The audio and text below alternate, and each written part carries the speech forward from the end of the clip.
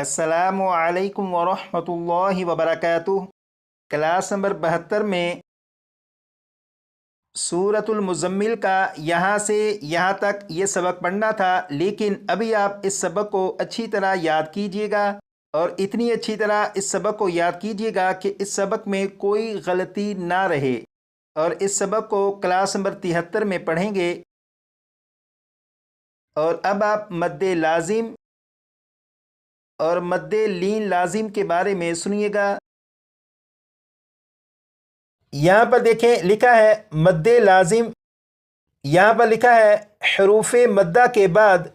سکون اصلی ہو تو مد لازم ہوگا۔ یہاں پر لکھا ہے حروف مدہ، اور حروف مدہ کے بارے میں یقیناً آپ کو معلوم ہے کہ حروف مدہ 3 ہیں، الف، واو، یا۔ یہاں پر لکھا ہے سکون اصلی،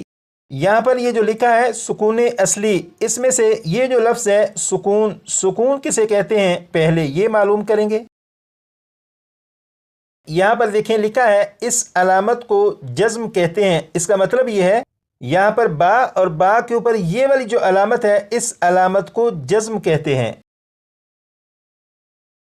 اب آپ یہاں پر دیکھیں لکھا ہے جزم کا دوسرا نام سکون ہے، اس کا مطلب یہ ہے یہ جو علامت ہے یعنی جزم، اس جزم کا دوسرا نام سکون ہے، مطلب یہ کہ جزم کو سکون بھی کہتے ہیں۔ یہاں پر یہ جو لکھا ہے سکون، یقیناً آپ کو اس کے بارے میں معلوم ہو چکا ہے، یہاں پر با کے اوپر یہ جو علامت ہے یہ جزم بھی ہے اور اسی کو سکون بھی کہتے ہیں۔ یہاں پر لکھا ہے اصلی یعنی سکون اصلی، تو سکون اصلی کسے کہتے ہیں اب اس کی طرف چلتے ہیں۔ اب آپ یہاں پر دیکھیں یہ جو لفظ ہے اگر آپ اسے پڑھیں تو یہ اس طرح پڑھا جائے گا عن۔ اب آپ یہاں پر دیکھیں یہ جو لفظ ہے اس لفظ میں نون اور نون کے اوپر جزم ہے، اگر آپ اس لفظ کو پڑھیں چاہے وقف میں پڑھیں یا بغیر وقف کے پڑھیں، نون کے اوپر جو جزم ہے اس جزم کو دونوں حالتوں میں پڑھیں گے تو نون کے اوپر جو جزم ہے یہ تبدیل نہیں ہوگی، اور آپ کو معلوم ہے جزم کا دوسرا نام سکون ہے اور اسی کو سکون اصلی کہتے ہیں۔ اسی طرح یہ جو لفظ ہے اس لفظ کو بھی اگر آپ وقف کر کے پڑھیں یا بغیر وقف کے پڑھیں، دونوں صورتوں میں میم کے اوپر جو جزم ہے اسے پڑھیں گے، اسے تبدیل نہیں کریں گے، اور میم کے اوپر جو جزم ہے اس کا دوسرا نام سکون ہے اور اسی کو سکون اصلی کہتے ہیں۔ یہاں پر لکھا ہے سکون اصلی، تو یقیناً سکون اصلی کے بارے میں آپ کو معلوم ہو چکا ہے کہ با کے اوپر یہ جو جزم ہے یہ سکون اصلی ہے۔ یہاں پر دیکھیں با کے اوپر تشدید ہے، اب اس کے بارے میں یہاں پر لکھا ہے جس حرف پر تشدید ہو اسے مشدد کہتے ہیں، جیسے یہاں پر آپ دیکھیں یہ ہے فا، فا کے اوپر تشدید موجود ہے لہٰذا یہ فا مشدد ہے۔ یہاں پر لکھا ہے مشدد حرف 2 حرف ہوتے ہیں، پہلا ساکن دوسرا متحرک، اس کا مطلب یہ ہے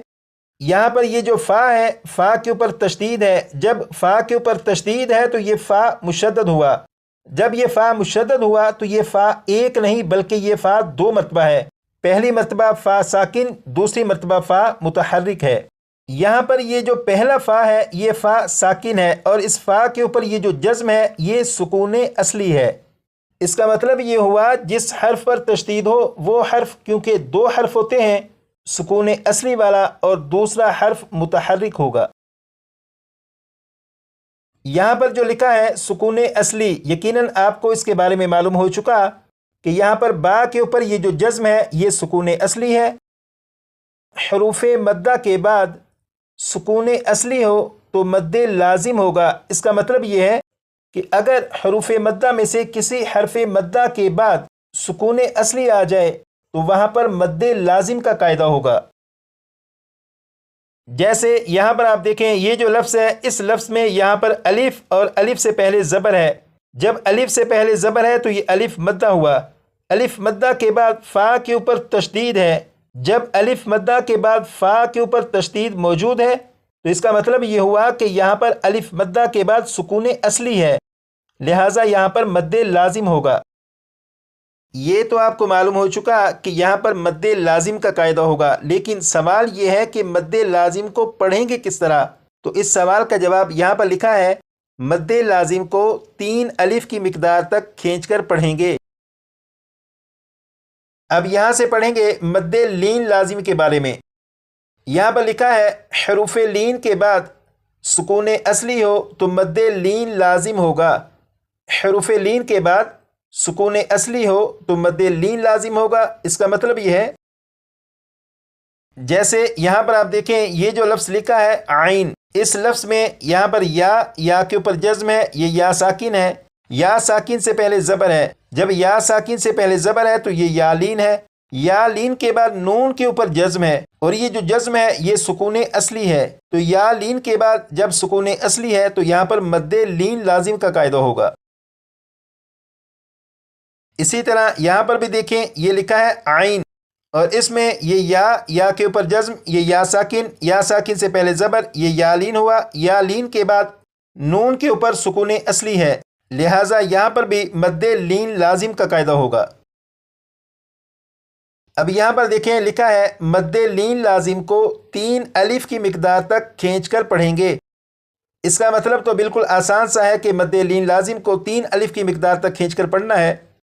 لیکن اگر آپ یہ کہیں کہ قرآن پاک میں ایسے الفاظ کہ جن میں مد لین لازم کے قاعدے کے مطابق پڑھنا ہو تو وہ الفاظ بہت زیادہ ہیں، تو ایسا نہیں، بلکہ قرآن پاک کے ایسے الفاظ کہ جن میں مد لین لازم کا قاعدہ ہوگا ان کی تعداد اگر آپ گنتی کرنا شروع کریں تو وہ بہت کم ہیں۔ لیکن آپ پھر بھی اس قاعدے کو اچھی طرح سے یاد کر لیجیے گا تاکہ آپ کی معلومات میں ہو کہ مد لین لازم کو کس طرح پڑھنا ہوتا ہے۔ اور حروف مقطعات میں سے یہ 2 مثالیں ہیں، ان میں مد لین لازم کا قاعدہ تھا، اس لیے یہ 2 مثالیں میں نے آپ کے سامنے بیان کر دیں۔ تو یہاں پر یہ جو عین ہے اس عین میں مد لین لازم کا قاعدہ ہوگا، اور اسے پڑھیں گے عین